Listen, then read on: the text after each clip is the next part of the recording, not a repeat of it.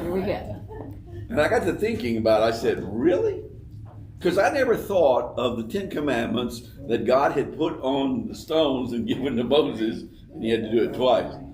But I never thought of that being friendly persuasion or gentle reminders. I mean, to me, it was always like the Decalogue. I mean, Carved in stone. it's carved in stone. Right. And so, but I'm reading Davis's thoughts about it, and right off the bat, when I first read this, and I started reading it, and I said, if Joy has read this, she's going to throw this book away.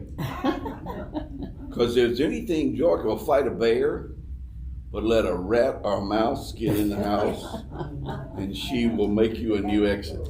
And when it says here about red eyes, and I thought, oh, it brought back a lot of memories of my research in college and graduate school. But anyway, so I was thinking about that. Here he was talking about it. They were doing all of the oxygen levels and see how they could do it. What were your thoughts about what they did to the rats? I understand it, but I didn't like it. I'm not one even to punish rats. Even a rat. No. I thought there's so much animal cruelty, like our lotions and things like that are safe because they've sprayed it in the eyes of dogs and everything else, and apes and doing all kinds of things. But then on the other hand, they've saved an awful lot of people. So Well, it's true. As a matter of fact, when we first moved to Arkansas, I don't know if y'all remember or not, but the Med Center was not near the size it is today. And they had the lab wing, which was over on the east side. And you had to walk through an area to get over there. And that's where they kept the animals, particularly the dogs, that they were doing heart surgery research with. And from that has come a tremendous amount of abilities for us now to help us. And there were people that were upset about that because, but you have to look at all that. I know. I got to thinking about this, particularly the rats, they were thinking of. When I was in graduate school and I was doing my work in embryology, we had a grant from the National Science Foundation on melanoma.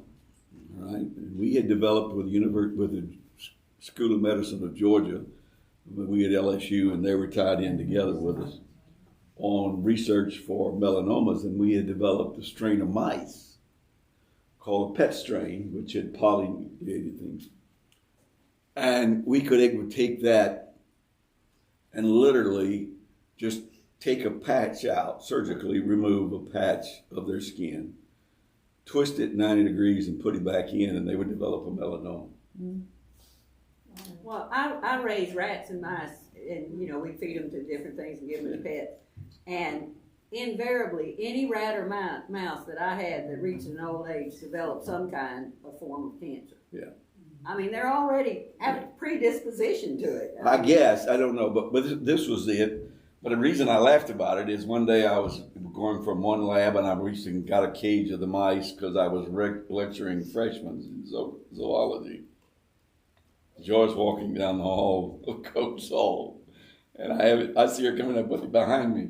I have this container of mice behind me, and Joy says, "What is that?" And I said, "You don't want to see." "No, what's behind you?" And I took it out, and she screamed bloody murder when she saw it. And all of a sudden, I had professors sticking their heads out the doors, wondering what was going on. So we had some funny times with it, but dealing with them, there were a lot of people that really and truly didn't even want us working with mice. Yeah. Well, anything. I mean, it's still an animal. I mean, and you're torturing it. It's alive. But then when I took comparative anatomy, we had to dissect cats that had been set up, so, you look at these things. So science is around, but I've told you mine, what is yours? He asked that first question, the very first question he asked, what was your most memorable science experiment? What was yours? Rabbit. Rabbit? But it wasn't truly a new experience because I've been skinning forever. But what I was thinking, it was, did you do anything in the labs? Dissected a frog. Yeah, that was an experience within itself. But yes, why were you dissecting the frog? Just for knowledge at that point, for mine. Well, and as you well know, their anatomy is very much like ours, all right? The blood vessels, the heart. Now, of course, they don't have the 4 chambers, but we were looking at all of this. You change all of these things, and you look at them. I can remember Dr. Kent coming by and throwing you a bone on your table and say, identify it.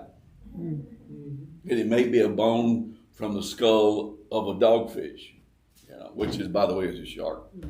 But but those are things that are important for us, because when you start studying in your medical experiences, and when you think about it, particularly, I know Candy probably thought this when she was going through nurses trainings and everything else.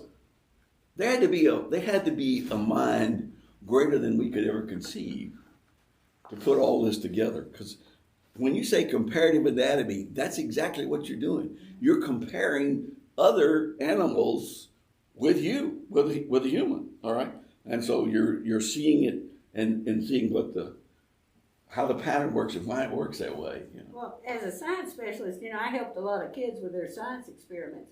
But talking about anatomy, there's a set of books, and one of them is called Body Maps, and it's a big book for elementary kids. But what it does is it shows you the skeletal structure of mammals and birds, and you find out that they're so similar that the bird's wings actually has the same bones in that wing as we have in our hands. They're just shaped a little bit different, but they got fingers. They got fingers, and they fly with their fingers. It's just, that's just fascinating stuff to me. But when you think about that, but I was just bringing that he was answering his first question. I guess he did it because all of a sudden he was telling you about what transpired at the University of Chicago. And by the way, I had a friend of mine that graduated from there. She was in graduate school with me, University of Chicago. But anyway, when you're thinking about what he was talking about, can you be made into do a pattern? Can you be made into? In other words, those mice knew that if they slowed down, what happened? Shot. So what happens to you? Do what? I got faster. Yeah. And they do that, but the fact being is they become attuned to that, and it becomes part of their makeup, and they say, if I slow down and let my tail slide back, it's going to hit that electrode. Now, they didn't know it was an electrode, but they knew that. And so you become patterned to that.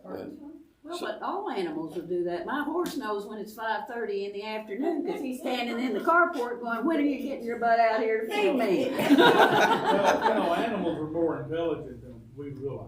Yeah. A lot of people realize. Yeah. You don't believe it? Come watch the squirrels in my backyard.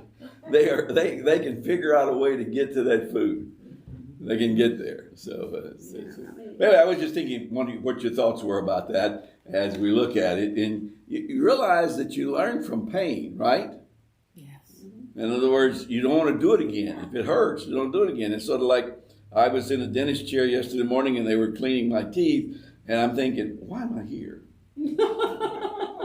I mean, why am I taking this punishment? But anyway, but you do it because you want things to work better, and the same thing happens with us. But there's a lot of things that prod us and cause us to have energy. You realize what's transpired. You're in the 5th chapter of Deuteronomy is where he is today, all right?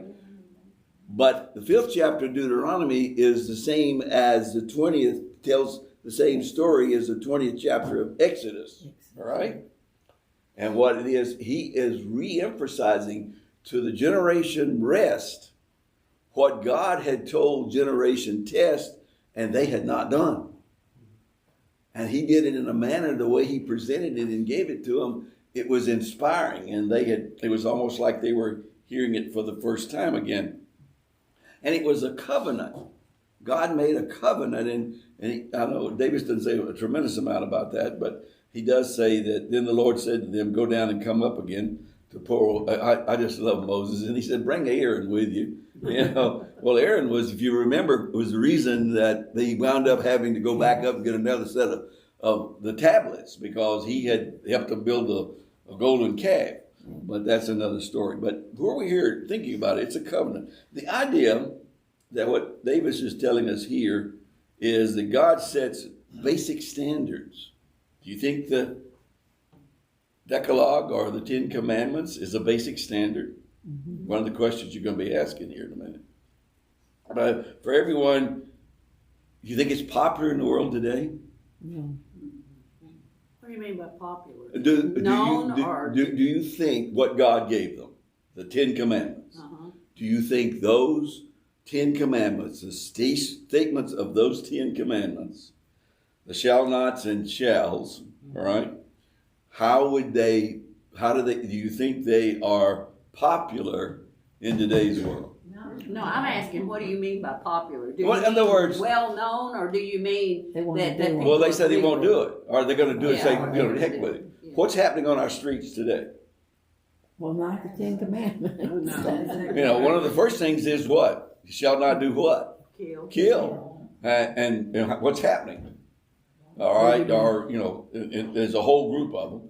But God originally inscribed, as He said, those 10 Commandments immediately after those million had wandered for 40 years, and they had left. I don't know if you ever think about it. Do you realize when He said they left Africa, did you think, what? But Egypt is in Africa. Yeah.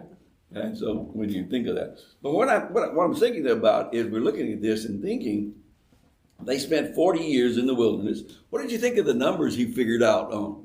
I thought that was interesting, didn't you? That He said, here we are.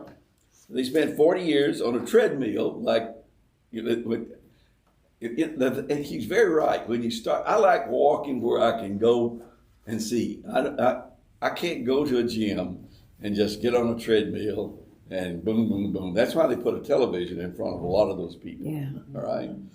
But He's right. When you get off of it, you were right where you started. And when I want to do mine, I want to walk and see things more than that. So I have trouble with that at times. But, here, this passage, the 10 Commandments, present us with a descriptive picture of nature, doesn't it? When you think about it, think about what God is telling us to do in those 10 and all the attributes that God has done for us. But they had been told this. Those generation tests knew the 10 Commandments had been given to them. They knew it from Mount Sinai on their way. They hadn't been in there very long. And then they wandered. They spent 40 years on a treadmill. I thought that was interesting. Yeah. I wonder what their biblical VO2 would be. Like he did. It wouldn't be very much.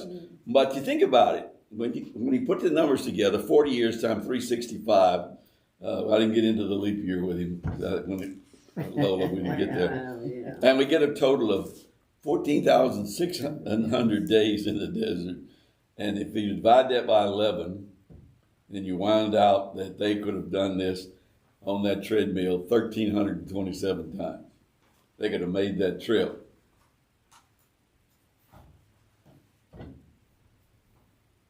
How many of you have solitaire on your computer? How many times have you played it? Over 5,000.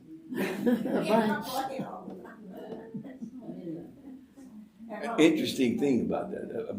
When I got to thinking about this, I thought, how many times when I've all of a sudden had things that I can't get them straight in my mind, you know what I do? Play solitaire. I stop and play solitaire because I can play solitaire in less than 3 minutes. Boom, boom. 180 seconds, and you've been it too long. But it's a break for me. And so I was thinking about this. What was their break? And they needed a shock. You got to realize, they'd been 40 years, and it was like those mice or those rats getting shocked.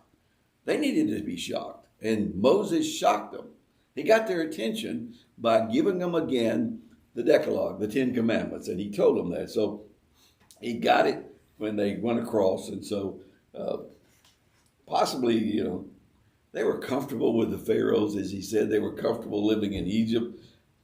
I question his comment, though. He said they were comfortable there. I don't know that they were. Why would they leave if they were comfortable? Mm-hmm. don't think they were comfortable. Well, I know, but he says probably comfortable with pharaohs and pyramids and the godless culture that they matriculated for what, 400 years? Yeah, but they were used to it. There's a difference between being comfortable and being used to the pattern of life, and I think that's what they had. I agree. Yeah. So, I kept thinking maybe there's something else better. You know, I think. well, if you've been there for 400 years, is how many generations? Yeah. 10, Right. roughly? You know, it's like there's a curiosity, you know, what's next? I don't know. I hadn't thought of it that way. It's a good thought, though. But I guess his statement of being comfortable is like you said. They were sort of used to it. Maybe they were just complacent. Yeah. I think that's another word for it. Is complacent. But once they moved to the desert, life wasn't easy. Oh, Not like they thought it was I gonna be. mean, it was different from their usual way But- of life. but if we go back and read this, Dickie, we're finding out they created their own 440 years in the wilderness. Right. Yeah, they did it. And it was from that being complacent or what they had in Egypt, and they wanted to be fed, and so they didn't want to have to work for it. I think about it within this very narrow compass of the Ten Commandments. The Lord is portrayed as a unique God, isn't he? Think of that for a moment. That's where they're wondering.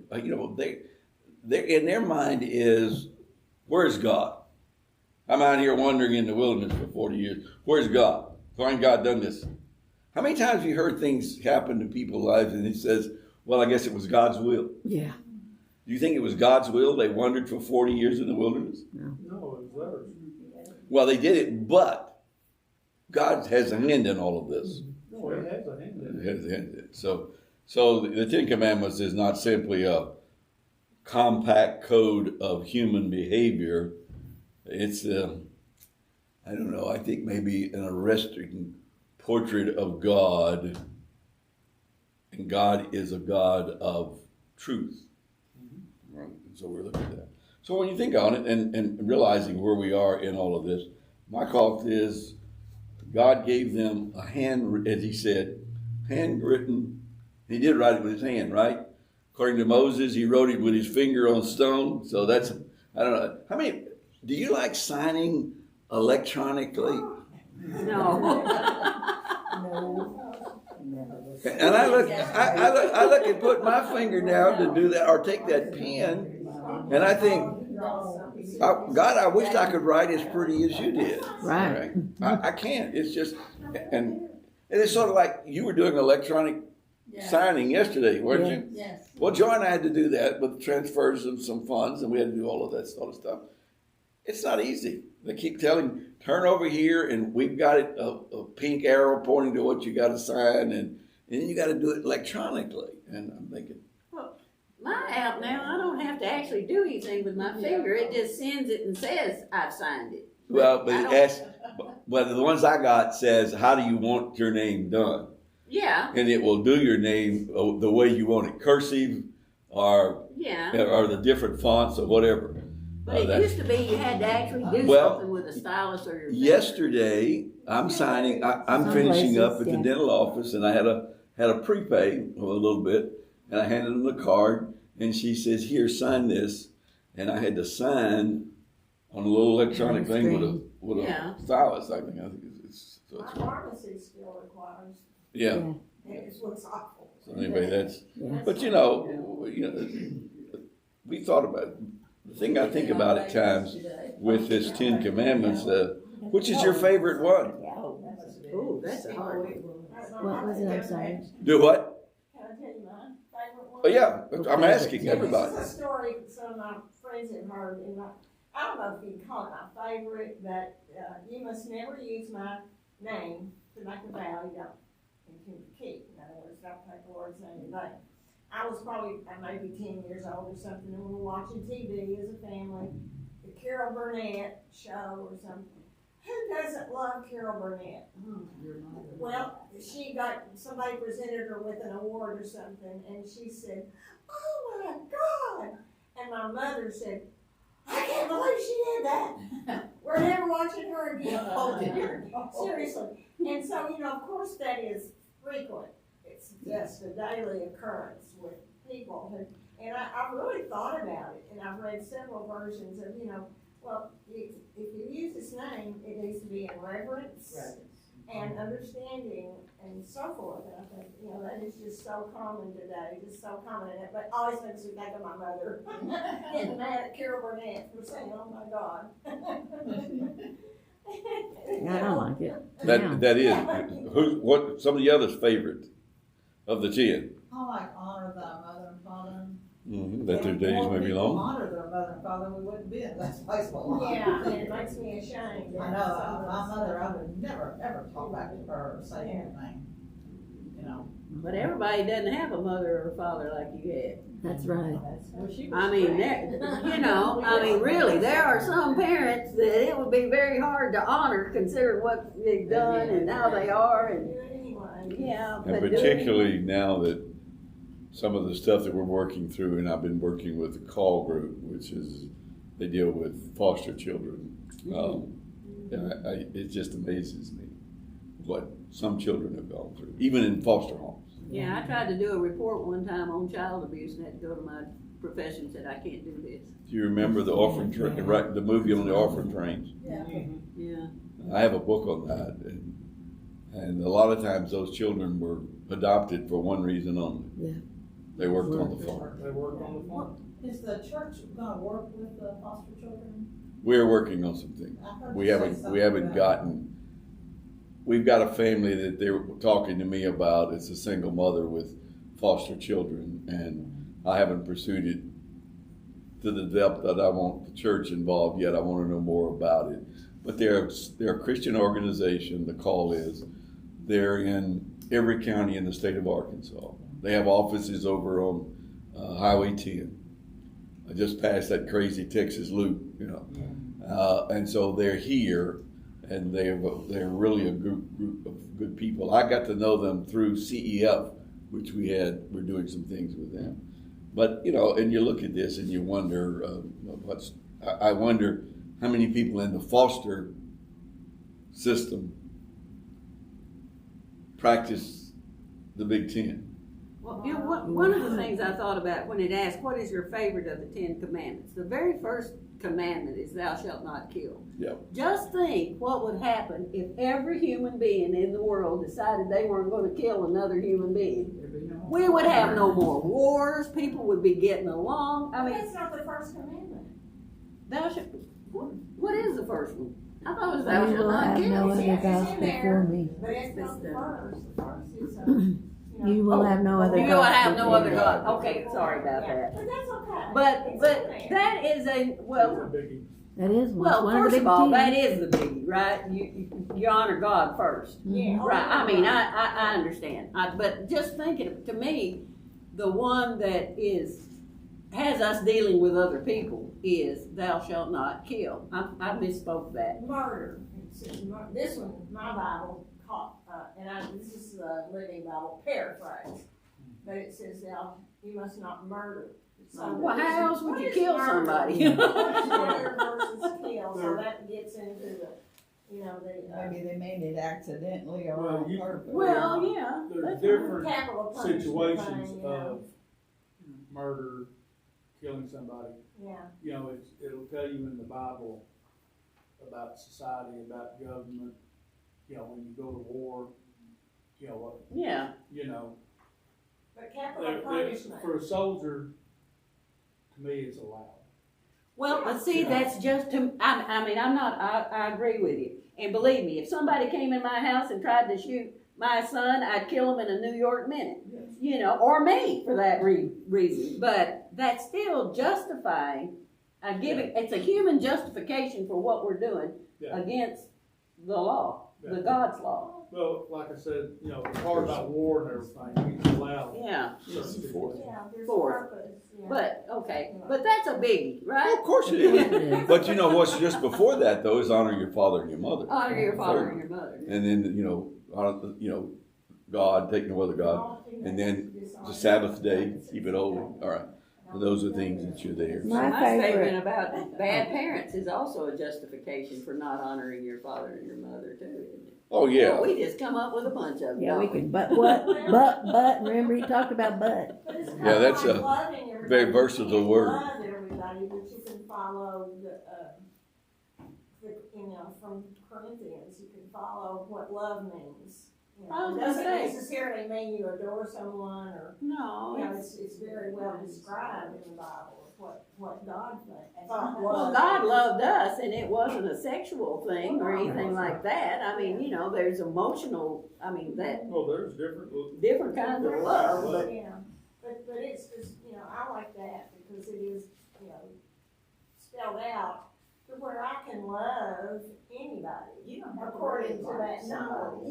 you don't have to admire them or, That's what we say in So I'm getting church. off track, You can't do sorry. nothing about it. No, but I know we are scared on time, so let's think about the third verse. The third question, really and truly, I'm putting these up front because I think they're important for us to consider as we go through and realize what Davis has written. But the fact is, is it legalistic and confining? Are the 10 that way? He says they're not. No, I think they're not. Do you think they're, Legalistic. they were not given to be legalistically, were they? Now, there's a difference in Mosaic law in the Bible, because Mosaic law does with morals and civil and ceremonial laws that are in the Bible. But when you think of where you are in this one, really, the 10 Commandments to me are a spiritual direction for us. That's my thoughts on it. As he said, they were given to God's people to recognize that they might be headed in the wrong direction. We've all been there at times, haven't you? Yes. Have you ever been driving and didn't have your GPS working, and you drive and you say, wait a minute, I think I must have missed a turn off. That's the way we do in our lives. We look at that and see where we are and that sort of thing. So, but my question is really and truly, I sort of agree with Davis. They were not given to be legalistically, or they were not given to us to be a confining one. It confines in a way, but it's not locking you in. In other words, it's not like you're inside a vice and held on with it. God says, here are my commandments to you. And you realize they are commandments and not suggestions. Right. And there's the difference. I thought it was neat the way the writer, Dave, I don't know him personally, but anyway, said that we get to see God through them. Yeah. I never thought about that, me seeing God. I always saw it as I'm supposed to do this, but it just shows a picture of God for us. I like that. And I think I agree with you, and I think that's a new insight for us to be realizing that that's why I don't think they're legalistically, or I don't think they are confining. I think they were, to me, they were embellishing us and helping us be better spiritually and in our lives as well. And so, I agree with what he and said. with our neighbors. I mean, that's. Yeah. And it goes on, when we've stayed the course and realized that. And then the other question he had, the fourth question, was about the fact being is, what is something from the Bible that shocked you? Did it? Well, that there was an order to kill all baby boys, that always shocked me. That was one, yes. Job shocked me. I thought God just seemed to be picking on Job. I didn't like that. I didn't see him as that kind of a God that he'd just pick on somebody. There's a number of them in the Bible. Yeah. Well, when you realize that some of the things written in stone in our lives. Mm-hmm. You better pay your taxes. Yeah. Now we're going to get into that. That's a regulatory law. That's not a revelatory law. That's a regulatory law. There's a difference in the two when we realize where we are on all this. But I like this side note. He says there's a debate about whether a New Testament believer is still under the Mosaic law. The Mosaic law is a law of morals, of civil law, and as ceremonial law. We do. I don't know that we classify ourselves as being under, but yes, we are. We're under a moral law, all right? And so that's the area that, and it goes on to say, do you think that I can abolish the law or the prophets? Jesus said I didn't do it. I didn't come here to wipe them out. He said I came here to do what? Fulfill them. All right. So there's a thing. At times we look at it, and in my lifetime, I don't know how you've been, but I have seen hellfire and brimstone preachers. Have you? Oh yeah. I mean, and it was like threatening us. Yeah, I You didn't know, like it. if you don't do so and so, then God's going to zap you. Well, that I heard this, and I used to think at one time I was 180 degrees out of phase with the church. All right, even though I got my osmosis, my religion by osmosis, because my mother was a church pianist, and I had to sit there. But I argued about it. All right, and when I could see, particularly when I can remember, we would be at revivals and they would be preaching, and I can still see old Brother Phillips beating the beating the pulpit with his hand, and just as a kid, he was scared the daylights out of me. You know, I mean, he would paint pictures. It's sort of like Joy and I came to a saw thing while we was in Baton Rouge of a pastor that came down there and preached from Arkansas, and he painted a picture of God that just literally would scare the daylights out of me. And I'm thinking, my God's a loving God. Yes, he demands us to live right, but not the way he was painting it. And that runs a lot of people away. There's a lot of people that says, wait a minute, have this sort of thing. So my question is really his question, is the fact being is, do you receive it as a general reminder from someone that saved you from a mistake? Well, yeah, all growing up. So what's the biggest takeaway from this chapter you have? I know he's writing about this chapter in his book, but it was also the fifth chapter of Deuteronomy that deals with the Ten Commandments. And what are your thoughts with that when you realize that? What did you take away from this? Well, I think it's one reason we do this, and if everybody did, because we've all got questions. Well, what did he mean by that? I don't know, like here says, we don't follow a dietary, sacrificial, or ceremonial system. Christ has fulfilled all need for sacrifice. So what does that mean? So you need leaders, and you need to study the questions that you have and find the answers. See, you're right. He came out of a religion that did what? They made animal sacrifices. Mm-hmm. All right? Mm-hmm. But he said, and he's right, Christ was the supreme sacrifice. You didn't have to put any more. Yeah. Mm-hmm. It's already been done. All right? And so that's one of the issues that we have between Christianity and Judaism. All right? Because they're still in that faith, there has to be a certain amount of sacrificing. You and I sacrifice every day, right? When you think of where we are and there are things that we would like to do, but then we realize, I'd best not do that. So what are you doing? You're literally backing off and sacrificing the enjoyment of doing that, which you might have been enjoyable, but it still may not be good for you. Well, kind of what Lola was getting into, that we sacrifice the lab rats and mice and for experimentation to be able to cure humans, and I guess we're higher than animals. See, their sacrifices, if you go back and read the Old Testament, had to be a perfect lamb. Yeah. Well, they did nothing. Yeah. They didn't do anything with it. I don't know about you, but all the lambs that we raised and the cattle we raised, I never thought about anything being absolutely perfect. Did you? No. Well, in that part of being given the best you have to. Give of your best to the master. In other words, that's important. It was sort of like I used to say to my grandmother, I don't know, I want to go to church. She says, look, you go to church. I said, well, I got to change clothes. You go to church. You do the best that you can. When we were at Concord, I used to have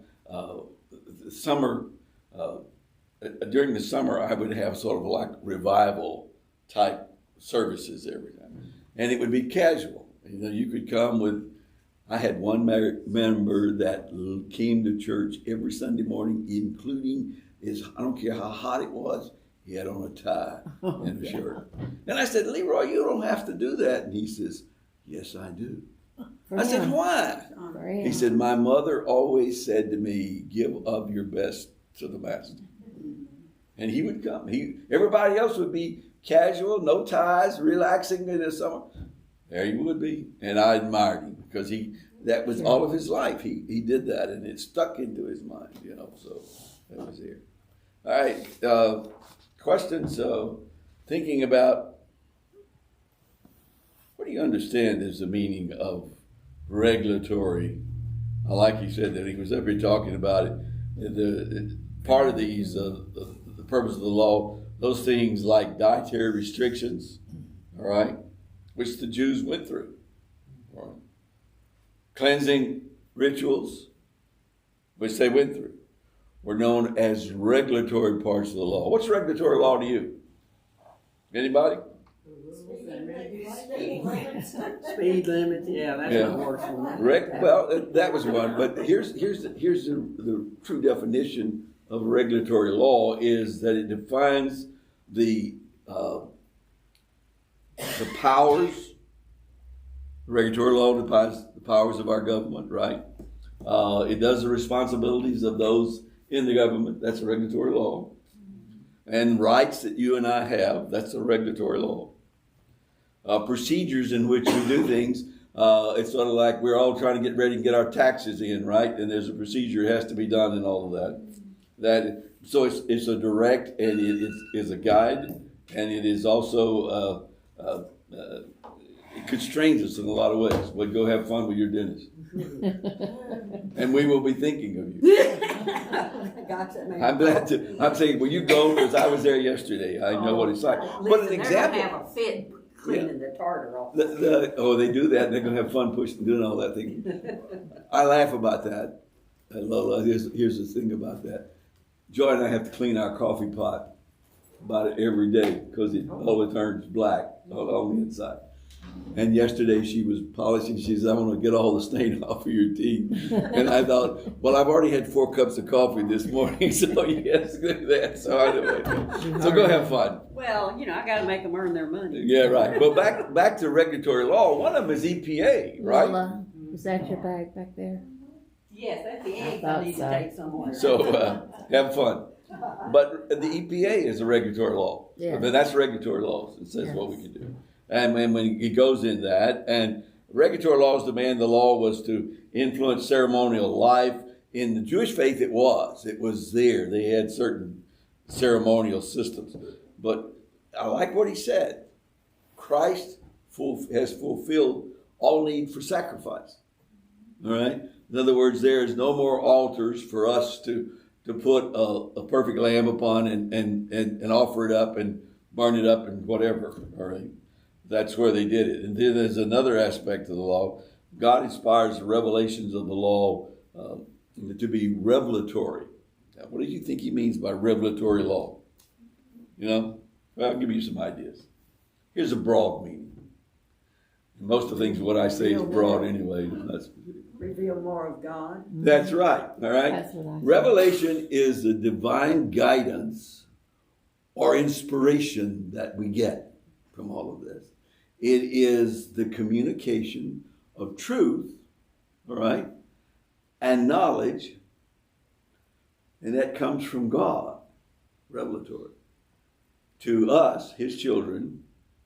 And when we realize it, and it's also suited to our language. The law is written in our language. And do you realize what the purpose of it is? Do you realize what the purpose of a revelatory law is? The purpose of a revelatory law of God is, first off, to show people, they'll show us our need for a Savior. That's the first one, all right. The second one is to function as a restraint in society. In other words, keep us. In other words, that's what the revelatory law is, what inspires us to live by the 10 Commandments. In other words, in our society. And the third thing is to direct us as believers in to God's behavior. In other words, so that's what revelatory is.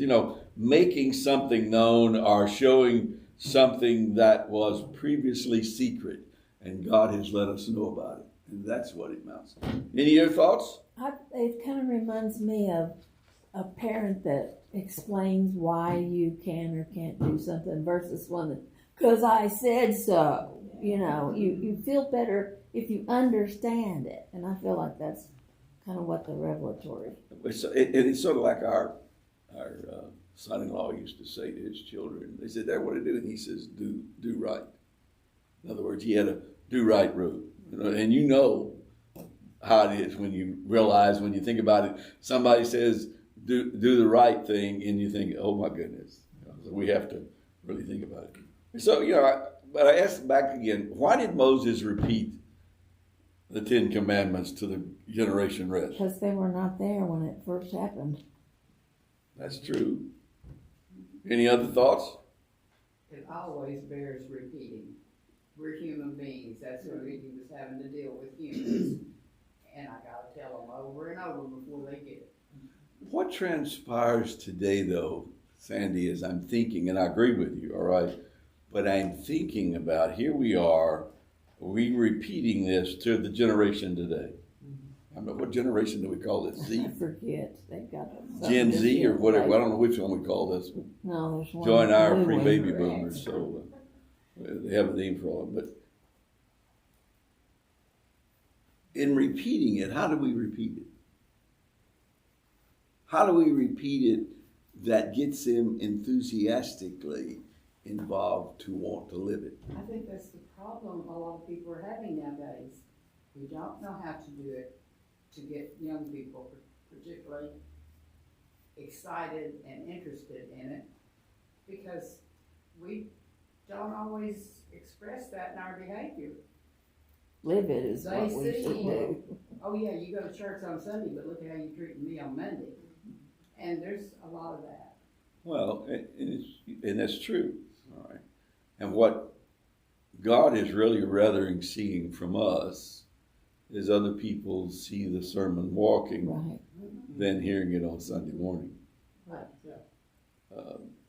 All I'm doing on Sunday morning is I'm literally priming the pump, right? I mean, that's all it really happens on any of them, all right? Any Sunday, on any pastor, is that you're priming the pump to make sure that everybody is got the flow, and that's where we are. But he says Moses repeats the 10 Commandments in Deuteronomy 5 because he was already in Exodus 20, hoping that it would be enough of a reminder. That when he says that makes me wonder, how do we develop a reminder to the present generation of today? And don't be Quakers. When he did the commandments in Matthew, didn't he go into more detail with each one about, I was just noticing this, He was asked which. about murder simply meant not to pull the actual trigger, but Jesus set that commandment free by assuring that it meant much more. Yeah. And that maybe explain a little more in detail what each one meant. That it actually meant we should not even be angry with another person. Oh, it's true. But he said he That's said hard. he was asked by the young lawyer, which is the greatest of the commandments, and he said the greatest commandment is what? Love the Lord your God with all your heart and all your soul and all your strength, right? And the second is unlike unto the first. Love what? Your neighbor as yourself. And that covers, that takes all 10 and puts them together, doesn't it? You take them two right there and it covers Everything. That's what he's done.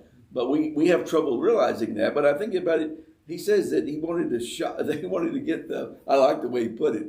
He wanted this generation rest not to have their tails shot. In essence, think about that for a moment.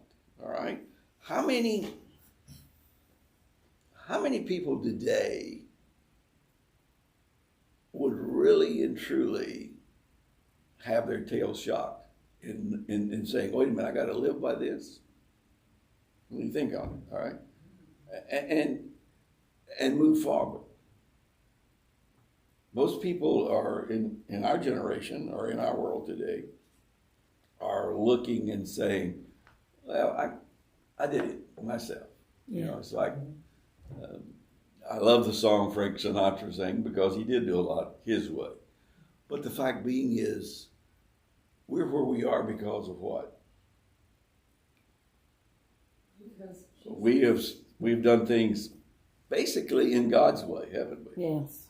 We don't really think of ourselves being really, I'm doing it God's way, but subliminally, all of us have the 10 Commandments somewhere between the pages of our minds. It's there. You also know how to ask for forgiveness because you just don't live totally. And so you got to realize that. And so that's where I'm saying is, and what he's talking to us here is, he says they're general reminders, and they may well be. But have you ever done something and got ready to do it and then said something in the back of your mind says, don't do that? Yeah. And all of a sudden, guess what? That's that gentle reminder that's coming between the pages of our minds. It's lifting up, and we learned it from somewhere. We learned it either at our parents' knee, or we learned it in Sunday school or church or whatever, or from a friend, but we've learned it, and that's what he's saying. That's what he's doing. He says, if you take these 10 commandments, and then you're going to be able to cross the Jordan River and take the promised land. But you've got to put those as directions in your life. In other words, they are the revelatory laws in our life.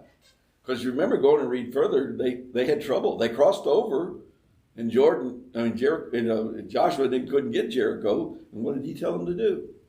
All of a sudden, they started listening. And we have trouble at times listening to God's directions, And so I know we sing, "Lead on, O King Eternal." Yes.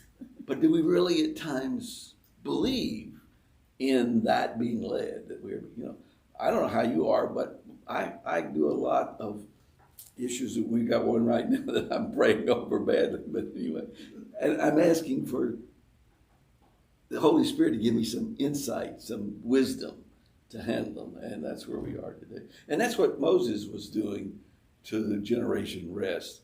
He was building them up, handing them marvelous information to keep them strong and moving forward. In other words, Moses was really the shock to their tail. Mm-hmm. He really was. My grandson, he went to Southwest Christian Academy, and they had to do something about the Bible. So we got a top of a TV tray, wooden one, and he wrote the 10 Commandments. First he burned it to make it look old, and stuff. And then he wrote the 10 Commandments on there with a solid stone. But it turned out so good. He still got that. Well, Joy saw something in France called the Tree of Life, and it was on the big one over where the home we had in France, and it was by the pool. And I was looking for one for her. Would you believe that there's one out there that in the middle of it is a stone? But you know what's in the stone? The whole Bible. Oh, wow. So you can read it in there. I've seen it. But they were showing it. I'm thinking, how did they get it in there? I mean, I could see the 10 Commandments being there. I could see the 23rd Psalm being there. But the Bible? Can you imagine that? I've seen it.